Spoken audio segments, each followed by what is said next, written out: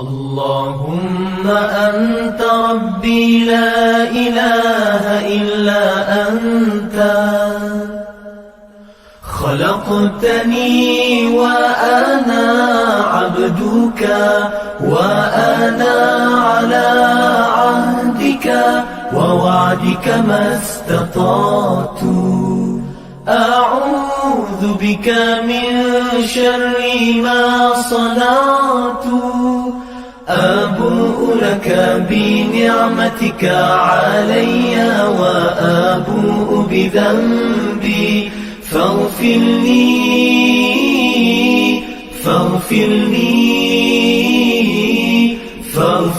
لي فإنه لا يغفر الذنوب إلا أنت.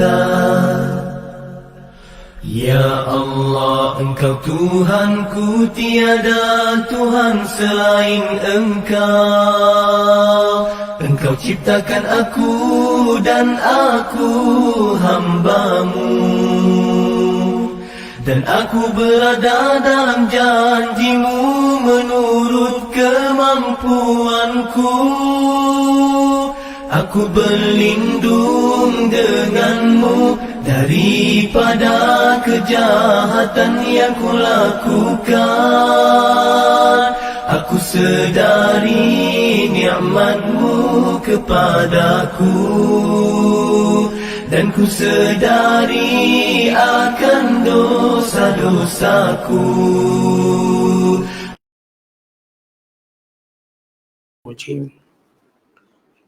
Bismillahirrahmanirrahim. حرمت عليكم الميتة والدم ولحم الخنزير وما أهل لغير الله به والمنخنقة والموقوذة والمتردية والنطيحة وما أكل السبع إلا ما ذكيتم وما ذبح على النصب وأن تستقسموا بالأزلام ذلكم فسق. اليوم يئس الذين كفروا من دينكم فلا تخشوهم واخشون. اليوم أكملت لكم دينكم وأتممت عليكم نعمتي ورضيت لكم الإسلام دينا. فمن اضطر في مخمصة غير متجانف لإثم فإن الله غفور رحيم. Sadaqallahul azim. Maksudnya, diharamkan kepada kamu memakan bangkai binatang yang tidak disembelih, dan darah yang keluar mengalir, dan daging babi, termasuk semuanya, dan binatang-binatang yang disembelih kerana yang lain dari Allah, dan yang mati tercekik, dan yang mati dipukul, dan yang mati jatuh dari tempat yang tinggi, dan yang mati ditanduk, dan yang mati dimakan binatang buas, kecuali yang sempat kamu sembelih sebelum habis nyawanya, dan yang disembelih atas nama berhala. Dan diharamkan juga kamu menengok nasib dengan undi batang-batang anak panah. Dan demikian itu adalah perbuatan fasik. Pada hari ini, orang-orang kafir telah putus asa daripada memesongkan kamu dari agama kamu, setelah mereka melihat perkembangan Islam dan umatnya. Sebab itu janganlah kamu takut dan gentar kepada mereka. Sebaliknya hendaklah kamu takut dan gentar kepadaku. Pada hari ini, aku telah sempurnakan bagi kamu agama kamu, dan aku telah cukupkan nikmatku kepada kamu, dan aku telah redakan Islam itu menjadi agama untuk kamu. Maka sesiapa yang terpaksa kerana kelaparan memakan benda-benda yang diharamkan, sedang ia tidak cenderung hendak melakukan dosa, maka bolehlah ia memakannya, kerana sesungguhnya Allah Maha Pengampun lagi Maha Mengasihani. Satu ayat dalam suratul Maidah yang kita bacakan pada malam ini yang mengandungi hukum hakam yang berkait dengan makanan yang diharamkan. Dan sekaligus kita memahami makanan yang dihalalkan. Dan ayat yang kita bacakan ini juga menjelaskan tentang bagaimana Allah menyempurnakan agama ini. Dan ayat yang kita bacakan juga pada malam ini menceritakan tentang hukum darurat. Hukum darurat sehingga kita boleh melakukan sesuatu yang sebelum ini dilarang. Dengan kaedah-kaedah darurat yang telah disebut dan dijelaskan oleh para alim ulama. Jadi kita masih lagi dalam penafsiran suratul Maidah, surah yang kelima, juzuk yang ke-6. Pada ayat yang ketiga.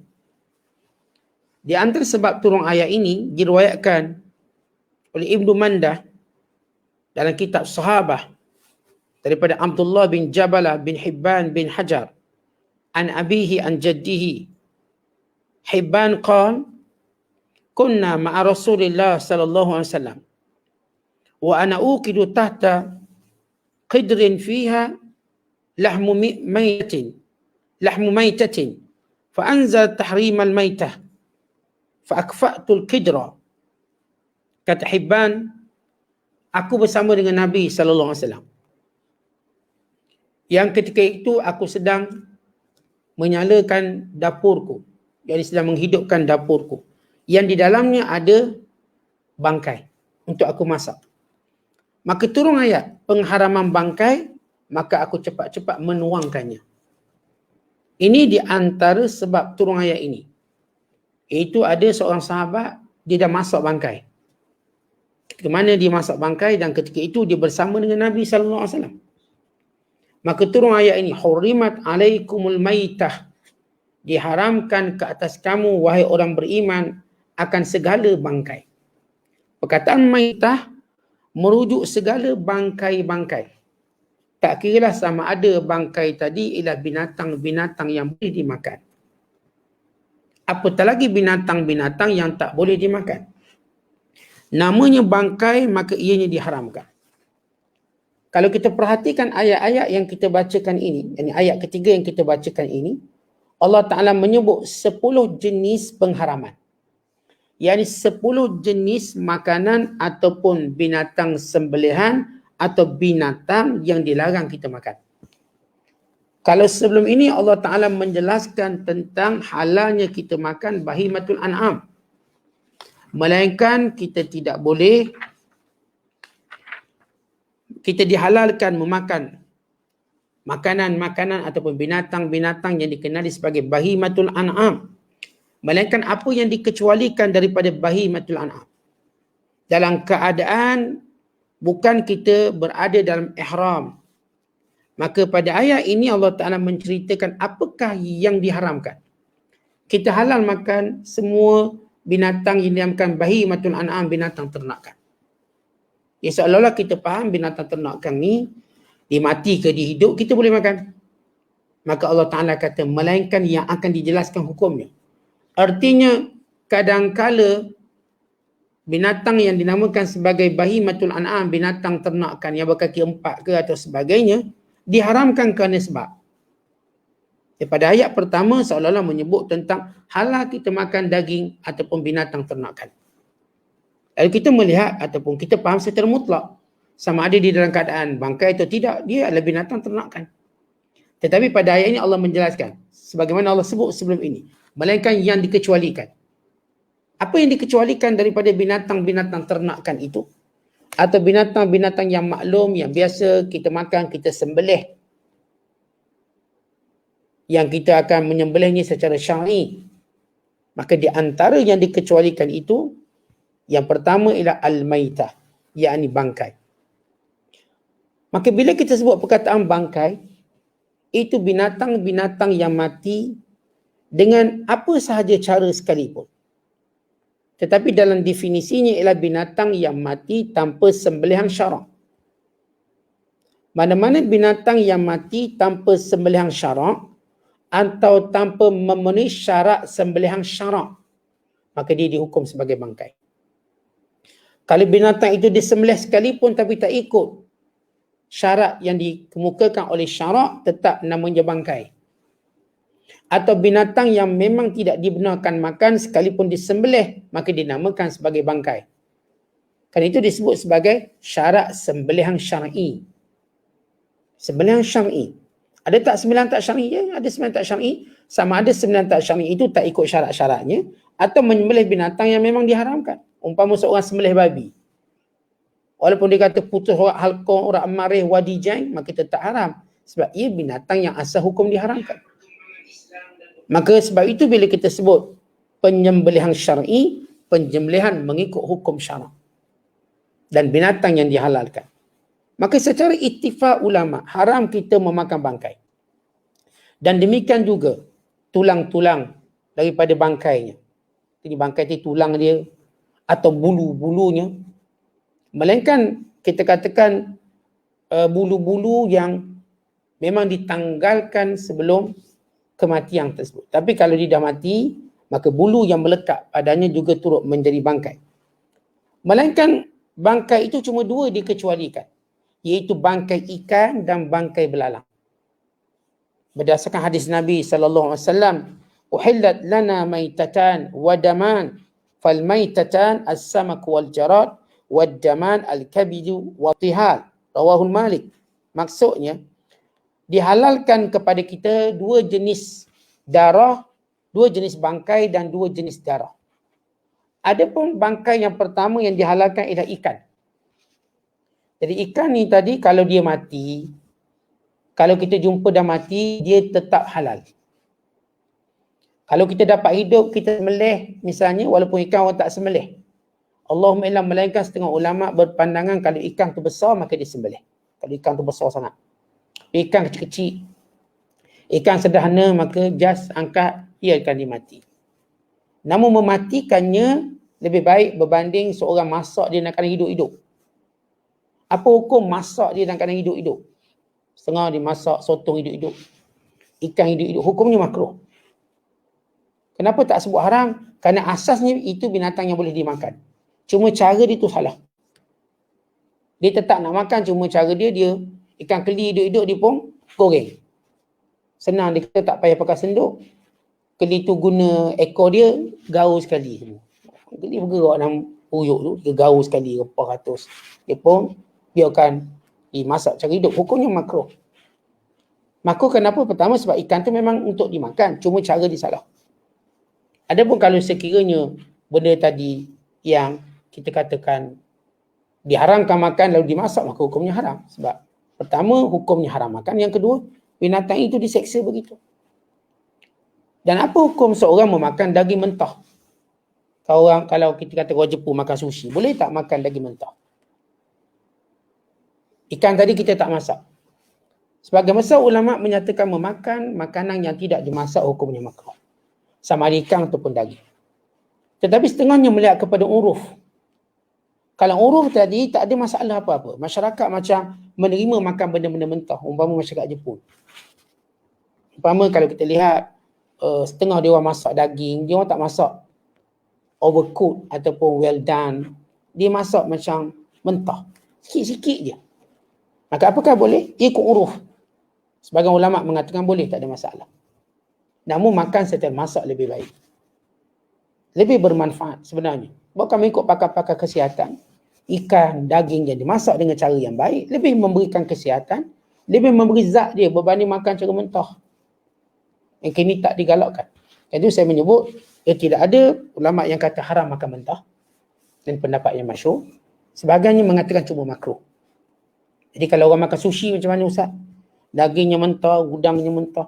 Maka dia melihat pada uruf kalau benda itu memang diterima oleh masyarakat. Tak ada masalah apa-apa.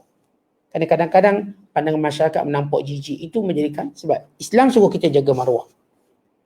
Tengok ni Tok Imam makan daging mentah-mentah. Takut. Ni bela saka apa? Ke ada hantu raya ke Persik simpan? Persepsi orang. Mungkin dalam budaya Jepun sebagai contoh makan mentah tak ada orang kata dia bela saka. Tapi kalau budaya Melayu kita makan mentah, dia kata ni saka, mau 4 ekor saka ni. Sebab cara makan tu. Jadi menjaga agama itu penting.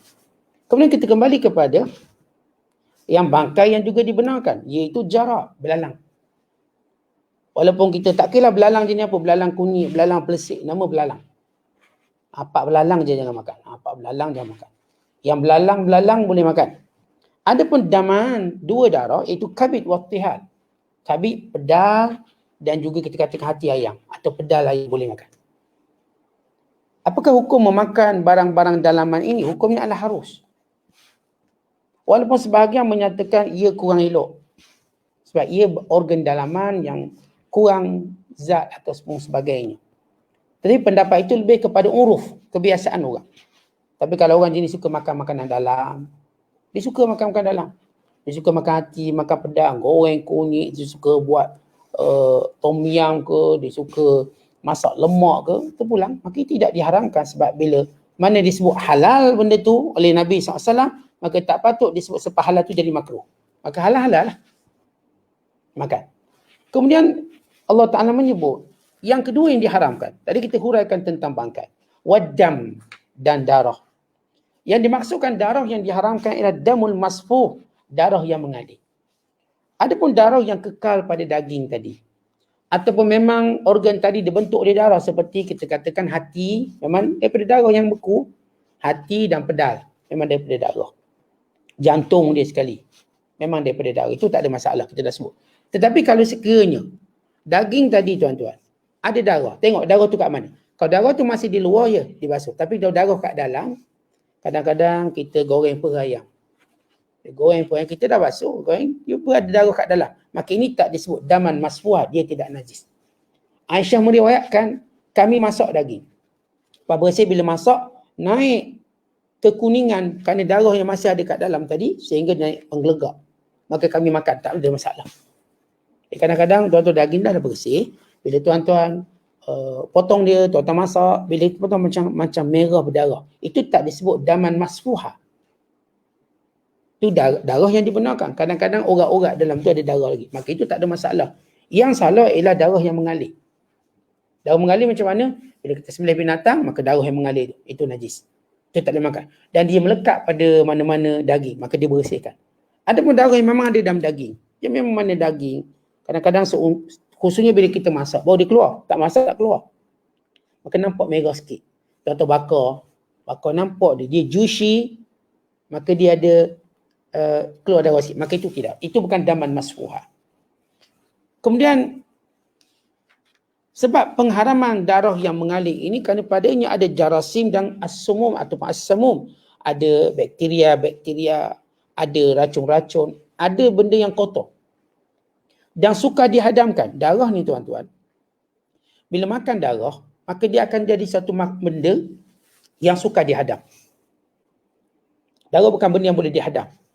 Kemudian yang diharamkan juga termasuk dengan makna darah ini juga sebarang bentuk yang keluar daripada kesan darah tersebut. Kemudian yang ketiga Allah Ta'ala sebut perkara yang diharamkan ialah walahmul khinzi dan daging babi. Bila sebut, kenapa sebut daging babi, kenapa tak sebut babi je? Wal khinzi. Diharamkan babi. Disebut daging babi kerana disebut daging kerana kebiasaan kalau kita sebut apa pun binatang, fokus kita pada daging dia. Kita sebut lembu, maknanya daging lembu. Kambing, daging kambing. Maka bila sebut babi, daging babi. Kerana itu tujuan asal benda-benda itu didekati oleh manusia. Maka Allah menyebut apa yang dia asas, iaitu daging babi.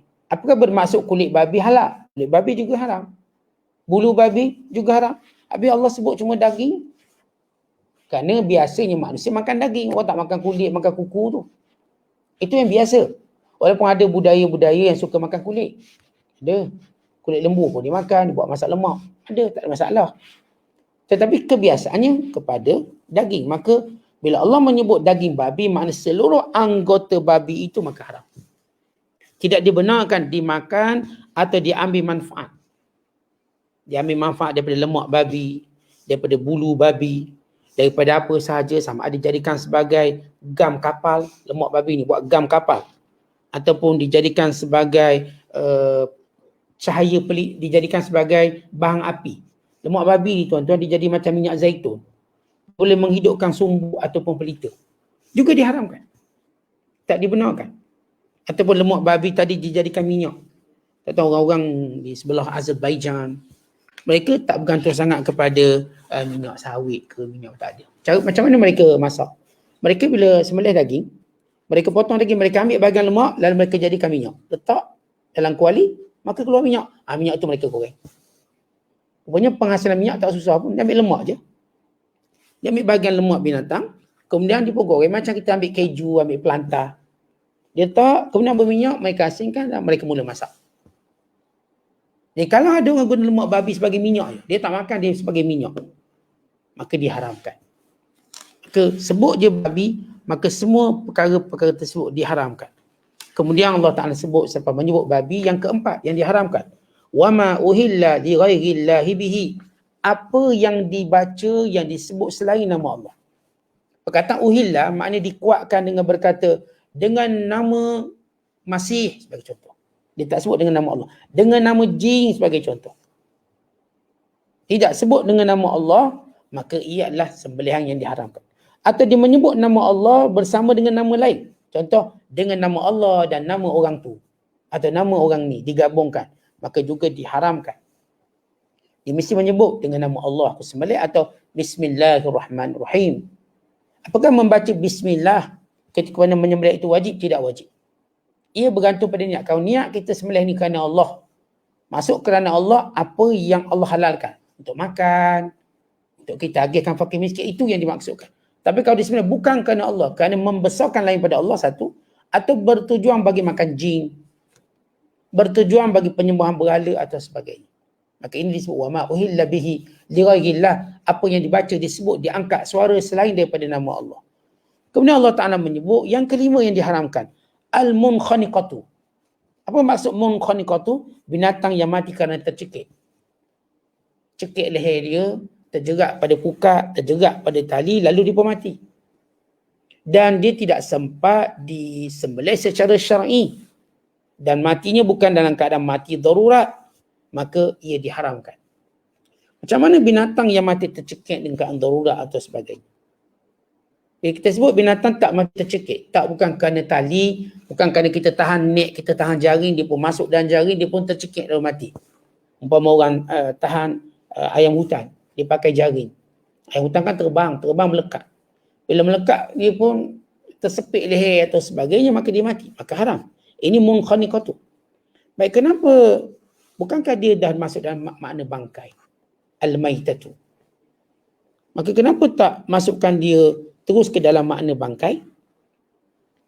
Lalu kata ulama, kerana supaya tidak disangka bahawa dia mati dengan sebab atau perbuatan yang penyembelihan, bukan dia mati dalam keadaan tersendiri. Maksudnya ialah bila kita sebut binatang tadi, dia mati tercekik, dia mati dengan perbuatannya sendiri. Kerana seorang menyangka bila seorang disebut bangkai kerana tadi tidak disembelih dengan syarak, maka jadi bangkai. Ini dia boleh mati sendiri pun, sama. Dia mati sendiri, kita nampak dia mati sendiri, mungkin kata boleh kot sebab dia cuma mati tercekik. Tak boleh juga. Kemudian Allah menyebut wal mauquzatu. Mauquzah artinya binatang yang dibunuh dengan menggunakan alat yang tidak membunuh, seperti kayu, seperti batu kecil. Maka ini tak dinamakan sebagai penyembelihan. Jadi kalau kita pakai lastik, tuan-tuan lastik buruh, mati, apakah boleh makan? Tak boleh. Kerana ini mauquzah. Saya tengok satu dokumentari di Thailand. Cara mereka makan ayam, makan kerbau, makan lembu. Kalau mereka nak makan kerbau, mereka satu kampung keluar, bawa batang kayu. Lalu mereka pukul kerbau tadi. Pukul sampai mati. Ini mauquzah, pukul sampai mati. Kata mereka tujuan kain pukul supaya berlaku pembengkakan, maka darah akan membeku di situ menjadikan dagingnya manis. Ini kata mereka. Dan satu lagi, bila mereka nak makan ayam, mereka ambil ayam, nampak tiang bawah rumah tu, baling sekali, mati. Dia hantuk macam tu je, mati. Mereka pun makan. Sebab bagi mereka darah tu kalau membeku dalam badan, bagus. Sedangkan dalam Islam, bukan itulah kajiannya, bila daging itu membeku dalam badan, ia memberi mudarat. Kerana adanya bakteria, dia akan bersifat racun dan sebagainya. Walaupun perkara ini lebih asas kepada ta'abudi, ini perintah Allah. Kita kata, Ustaz, dia orang makan tak mati-mati, Ustaz? Okey je. Kata racun, macam mana?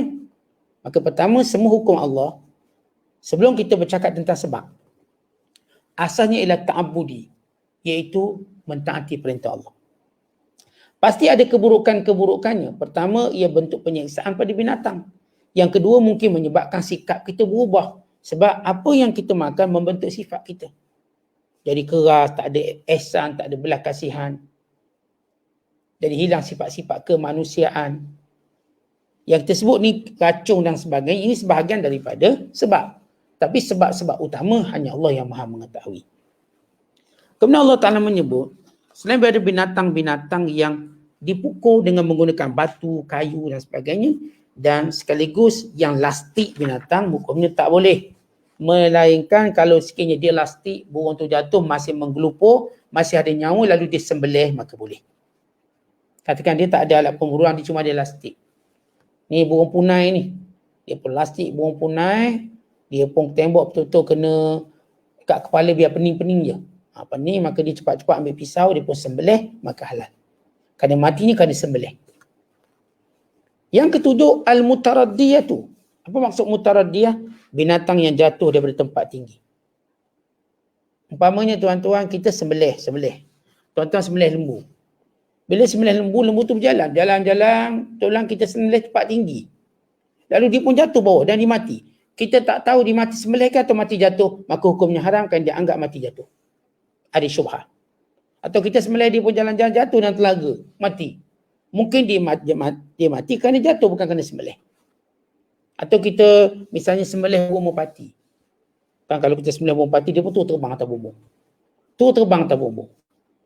Ketika mana dia terbang atas bumbung, dia pun duduk atas bumbung, dia mati kat bumbung tak apa. Tapi dia berada atas bumbung, dia pening-pening, dia pun jatuh balik. Maka mati. Zaman dulu bila ada seorang hamba Allah, dia nak bagi makan kita sup merpati. Maka Tok Guru saya pun sembelih lah burung merpati. Setiap kali sembelih semuanya mati atas atap. Sembelih terbang. Semua duduk atas atap belaga. Jadi kita kena panjat pula. Nasib budak-budak yang jenis paru-paru ni boleh panjat. Tapi kalau dia naik atas atap bumbung, tiba jatuh, maka mungkin consider dimatikan dia jatuh. Sebab tu bila kita nak sembelih binatang, kita sembelih tanah rata. Jangan sembelih atas bukit. Tengah-tengah sembelih dia pun bergerak, dia pun jatuh. Mungkin dia mati kerana jatuh. Ini mutaraddiyah. Sama ada dia jatuh kerana kesan sembelihan kita atau sebab lain kena kejar. Misalnya kalau kita tengok burung merpati, burung helang, dia memburu kambing gurun atau kambing bukit. Caranya macam mana? Dia angkat kambing tu, dia pun hempas lah bukit. Jatuh, mati. Melainkan kalau kita ada kat tu, misalnya ada kat situ lah, nampak jatuh, kita pun nak ambil. Kalau dia masih ada nyawa, kita sembelih maka boleh. Sebab dia dah mati kerana sembelihan bukan kerana jatuh. Wan natihatu, dan binatang yang mati kerana kena tanduk. Yang ni belaga lembu, dia belaga ayam. Belaga ayam mati. Bila ayam tu mati, maka tak boleh makan. Kerana dia mati kerana dia tanduk. Atau kerana dia berlawan. Perkataan natihah kebiasaan. Sebab binatang bila dia tanduk lawan. Tapi termasuk juga binatang-binatang yang ada taji seperti ayam, yang belaga ayam. Dulu orang kita kuat belaga ayam. Sekarang ni kurang sikit. Zaman dulu belaga ayam ni dah jadi satu cerita rakyat. Sampai peringkat dulu sultan pun belaga ayam. Kita baca kisah-kisah hikayat-hikayat yang banyak. Sultan ni kalah belaga ayam ni. Sebab benda tu dah jadi kebiasaan. Sehingga para ulama menjelaskan hukum hakam tentang pengharaman melagakan binatang. Dan binatang yang mati kesan lagaan itu adalah haram. Sebab orang dulu tuan-tuan, bila dia laga ayam, bila ayam tu mati, dia makan pula. Oh, 2 kali haram ni buat. Haram belaga ayam satu. Dia makan pula dengan ayam. Tapi kalau sekiranya ayam belaga tadi tercungak-cungak, dia sembelih, ketika mana masih ada nyawa, yang disebut dalam kitab fiqh sebagai hayatun mustaqirrah, iaitu masih punya nyawa, dia masih bergerak, maka dihalalkan. Dan yang ke-9, wa ma akalas sabu', apa yang dimakan oleh binatang buas. Binatang buas ni singa, serigala, harimau, rimau kumbang, rimau akar.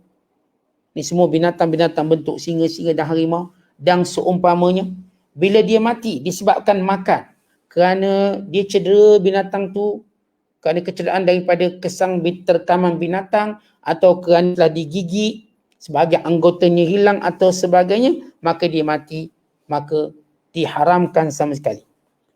sebahagian Arab jahiliah, mereka ini akan makan mana-mana yang tidak dimakan oleh binatang buas. Itu jadi budaya mereka. Artinya kalau binatang buas tu makan separuh, ada lagi yang elok, yang okey, mereka ambil yang tu. Maka Islam mengharamkan. Apapun bekas binatang, maka diharamkan sama sekali. Melainkan kalau sekiranya binatang tu makan. Bila dimakan sikit tu, binatang tu tak mati lagi, kita datang, kita sembelih. Katakan harimau tu, dia makan lembu, habis satu peha. Lembu tu hidup lagi. Kita pun sembelih. Maka halal yang masih berbaki tadi. Tapi peha yang diambil itu tak boleh ambil dah. Sebab apa yang terpisah daripada binatang, maka dianggap sebagai bangkai.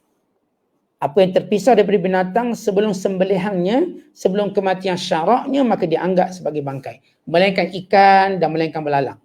Ikan tuan-tuan orang makan apa ni, shark fin sebagai contoh. Ni ikan di Yaman, pengeluar shark fin terbesar di dunia dengan nilai ekspornya beratus juta dolar USD setahun. Khususnya pelabuhan Aden ataupun Adnin. Ini pelabuhan terkenal membekalkan sirip U terbesar di dunia. Tuan-tuan boleh tengok dokumentari tu. Maka ni kalau ikan U, ikan jerung ni dia potong sirip belakang. Yang tu dia pun lepas. Apakah itu boleh dimakan atau tidak? Boleh. Sebab ikan asal hukumnya halal. Kalau misalnya tuan-tuan kita bela ikan merah, ikan kerapu, kita pun potong belakang je, nak makan ekor je ni, esoklah makan kepala. Potong separuh, ikan tu hidup lagi. Boleh tak makan? Boleh. Dia tak dianggap bangkai. Tapi kalau sekiranya binatang yang kena sembelih seperti kambing, lembu, kita bela kambing nak jimat, peti sejuk tak ada, hari ni potong peha kanan tu, biar dia hidup. Lepas tu esok potong peha kiri. Lusa kaki kanan, kaki kiri. Tulak bola kita ambil sikit-sikit daging dia. Ambil batang pinang tu sikit. Tak sembelih lagi, maka haram. Binatang ini sama ada terpisah anggota badannya dengan perbuatan kita atau perbuatan makhluk lain atau sendiri, maka dia dinamakan bangkai. Apa yang terpisah daripada binatang yang patut disembelih bangkai, melainkan ikan dan juga belalang. Maka ini hukum bangkai. Kemudian Allah Ta'ala menyebut yang ke-10, wa ma zubiha 'alan nusuk, dan apa yang disembelih untuk berhala. Tuan-tuan, pada zaman jahiliah, berhala dekat Kaabah tu ada 360 berhala. Dan setengah ulama kata ia batu-batu yang dicacap. Tidaklah terbentuk macam berhala betul, tapi batu-batu dicacap, nusuk dia panggil. Maka setiap kali mereka menyembelih, mereka akan letak daging, slice daging atas tu. Maka daging yang disembelih untuk berhala atau untuk batu atau untuk apa sahaja yang lain daripada Allah, hukumnya adalah diharamkan makan. Sama juga kadang-kadang kita tengok zaman dulu tuan-tuan di pantai timur sebagai contoh. Bila orang buat puja pantai, nelayan-nelayan hasil ke laut kurang, lalu mereka akan menyembelih kerbau, menghanyutkan kepala kerbau atas rakit. Kononnya ini akan menghilangkan gangguan jin laut dan memperbanyakkan hasil laut. Mereka hanyut. Mereka memang sembelih kerbau itu semata-mata untuk itu, maka haram. Ia sembelih bukan kerana Allah dan kerana keberhalaan, syirik. Ni namanya puja pantai dulu. Tapi puja pantai ni lain sikit lah. Ini maksudnya dipanggil yang mereka selalu lakukan bila hasil laut kurang atau bila ada gangguan nelayan, bila ada kapal tenggelam, mereka akan sembelih kerbau, dihanyutkan kepala. Itu juga dibuat kita katakan di sawah-sawah padi, bila hasil tak menjadi, mereka akan menyembelih kerbau, ataupun hasil menjadi tanda kesyukuran, mereka sembelih kerbau, digantung kepala kerbau pada tempat tertentu. Maka ini semua perbuatan yang diharamkan. Dan ini juga berlaku bila sumber air terhad, lalu mereka akan sembelih binatang, lalu kepala dibuang dalam perigi dan sebagainya, kononnya untuk memperbanyakkan air. Maka ini semua perbuatan-perbuatan yang syirik dan yang diharamkan dimakan daging tersebut. Baik, sesudah Allah Ta'ala menyebut tentang makanan-makanan yang diharamkan makan, lalu Allah Ta'ala menyebut pula perbuatan yang juga haram sebagaimana makan makanan haram. Wa antastaksimu bil azlam, perbuatan cabut undi. Apa maksud cabut undi di sini tuan-tuan sekalian? Kata Imam Tabari, al-azlam ialah dia akan buat 3 anak panah letak dalam sarung. Anak panah tadi kayu tadi, atau kalau kita tengok masyarakat Cina Buddha dia pakai colok dia. Dia goncang ni, goncang macam gitu. Di situ ditulis pertama buat, yang kedua jangan buat, yang ketiga zero, kosong atau cuba lagi. Bila mana mereka nak buat sesuatu, mereka akan gerak, goncang-goncang. Mereka cabut ataupun mereka buang ke bawah apa yang jatuh. Bila jatuh itu ialah buat, mereka akan buat apa yang mereka nak buat. Islam mengharamkan perbuatan tersebut. Kerana tuan-tuan, dalam Islam kita ada istikharah. Kita kalau ada benda kita nak, maka caranya istikharah. Dan Nabi SAW mengajar kepada kita doa istikharah. Kita sembahyang 2 rakaat, selepas kita baca Fatihah, kita baca Al-Kafirun, rakaat kedua Fatihah dan Al-Ikhlas. Sesudah itu kita pun terus berdoa, Allahumma inni astakhiruka bi'ilmika wa astaqdiruka biqudratika wa as'aluka min fadlika al-azim fa innaka taqdiru wa la aqdir wa ta'lam wa la a'lam wa anta 'allamul ghuyub, sehingga akhirnya. Ini doa istikharah yang kita boleh jumpa dalam banyak kitab-kitab doa. Kalau kita Google pun jumpa. Kemudian Allah Ta'ala menyebut zalikum fisq, perbuatan makan makanan yang diharamkan. Dan juga perbuatan-perbuatan maksiat itu semuanya itu terkeluar daripada manhaj syariat. Baik, kenapa digabungkan makanan-makanan yang haram dengan perbuatan yang haram? Untuk menunjukkan makanan itu berkait dengan perbuatan. Artinya tuan-tuan, kalau kita makan makanan haram, kita cenderung buat benda haram. Kalau kita makan makanan haram, perangai kita pun perangai haram. Tapi kalau kita makan makanan halal, perangai kita pun perangai halal, perangai baik. Allah gabungkan 10 binatang yang dilarang, kemudian Allah menyebut perbuatan tenung nasi dengan menggunakan anak panah, istiqsam bil azlam, termasuklah guna tapak tangan atau sebagainya. Maka kesemua perbuatan ini lahir, datang perkara tersebut kerana makanan haram. Sebab itu tuan-tuan ulama menyatakan di antara penyebab seorang tadi akidahnya cepat tergelincir kerana makanan.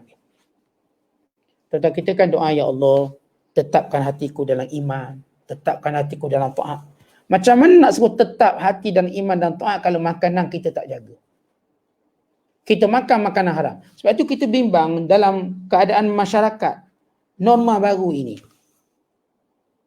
Adanya rancangan-rancangan cari makan. Mereka kira sedap je.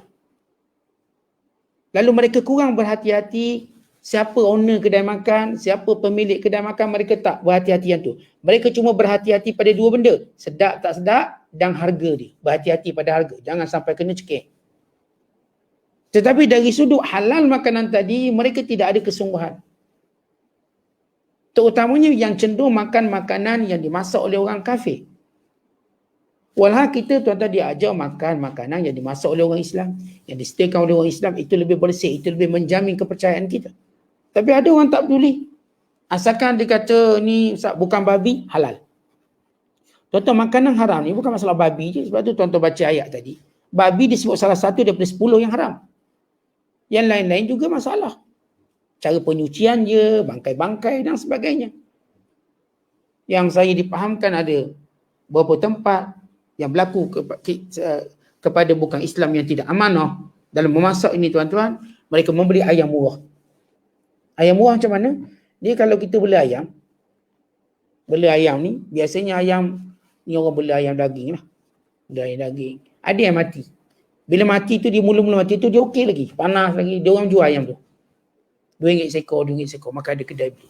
Pernah satu sahabat mendedahkan perbuatan tersebut yang dibeli oleh kebanyakan restoran. Tuan-tuan, sebab itu bila orang Islam niaga, dia tahu halal haram. Untung-untung juga. Tapi halal ni kat mana, haram ni kat mana.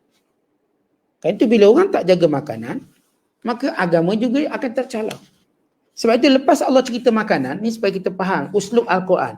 Bila Allah sebut tentang makanan, Allah sebut tentang perbuatan haram, bahawa nak beritahu kerana makanan yang haram boleh menjadikan perbuatan yang haram. Kemudian Allah menyebut, al-yawma ya'isal ladzina kafaru min dinikum.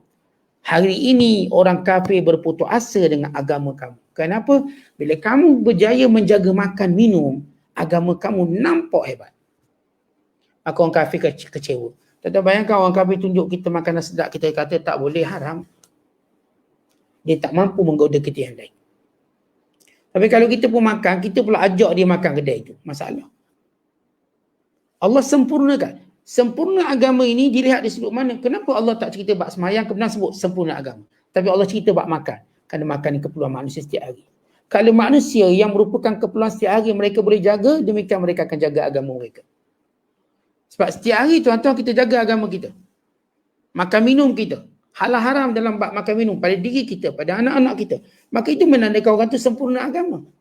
Sebab itu datang ayat tentang sempurna agama selepas menceritakan bab makan minum. Bukan selepas mencerita bab solat, bab haji. Bukan. Cerita bab makan, kemudian datang ayat. Al-yawma ya'isal ladzina kafaru min dinikum. Hari ini orang kafir kecewa dengan agama kamu. Fala takhshawhum, jangan takut mereka. Wakhshawni, takutlah aku. Al-yawma akmaltu lakum dinakum. Hari ini kusempurnakan bagi kamu agama kamu. Aku cukupkan bagi kamu nikmatku. Aku redha bagi kamu Islam sebagai cara hidupmu. Baik, lihat maknanya tuan-tuan. Kita nak tahu sempurna tak sempurna agama dalam diri kita, sempurna tak sempurna pegangan agama dalam hidup kita, lihat macam mana kita makan dan kita minum. Di situ kita tahu. Orang jaga makan minum, dia menjaga kesempurnaan agama. Tapi orang tak jaga, dia tak layak bercakap tentang kesempurnaan agama. Kemudian Allah menyebut, famanittura, bab makan lagi. Tapi kalau kita terdesak dalam keadaan tak ada makanan lain, melainkan cuma ada makanan-makanan yang haram. Memang dah cari makanan halal, tak jumpa. Yang ada cuma makanan-makanan haram, maka boleh dengan dua syarat. Yang pertama, bahawa tujuan kita makan untuk mengelakkan mudarat. Yang kedua, kita tak makan melebihi keperluan kita. Jangan memang tak mudarat tapi makan siap bertambah lagi. Ya, babi asam pedas. Makan babi asam pedas, tambah 2 pinggang. Itu tak boleh. Pertama, makan dia tadi untuk menolak mudarat. Yang kedua, dia makan kadar yang tertentu. Dia bukan kadar sampai makan sedap-sedap sampai tambah. Sampai siap bungkus buat balik rumah. Ni balik rumah pula ni. Nak makan esok pula ni. Itu orang tak panggil haram. Itu perbuatan yang haram. Itu tak panggil darurat. Jadi kalau kita faham kesimpulan ayat, Allah cerita tentang pengharaman binatang, kemudian Allah cerita tentang perbuatan haram, ada kaitan dengan makanan, kemudian Allah cerita bahawa kita jangan takut orang kafir sudah putus asa dengan agama kita. Sebab agama kita sempurna hatta dalam bab makan. Kerana mereka menyangka dengan makanan yang sedap-sedap mereka boleh pengaruhi agama kita. Tak boleh. Kerana orang Islam ada sistem halal. Tuan-tuan, sebab kita ada sistem halal lah, umat Islam masih mampu ada satu kekuatan ekonomi dalam masalah makanan. Dan kita tahu dalam halal food ini, dia menyumbang nilai yang paling tinggi dalam produk-produk yang lain. Berbilion. Sebab itu bila kita ada ni, industri halal food, kita boleh mewujudkan kerjaya yang banyak kepada umat Islam. Bukan kita lihat dalam keadaan orang kafir menguasai ekonomi, di bandar-bandar besar, tiba-tiba orang Islam buka restoran, orang Islam tu pun kuat. Sebab orang Islam tak akan makan mereka restoran orang Islam secara umumnya. Melainkan orang yang ada masalah agama, dia tak peduli benda tu, maka dia makan.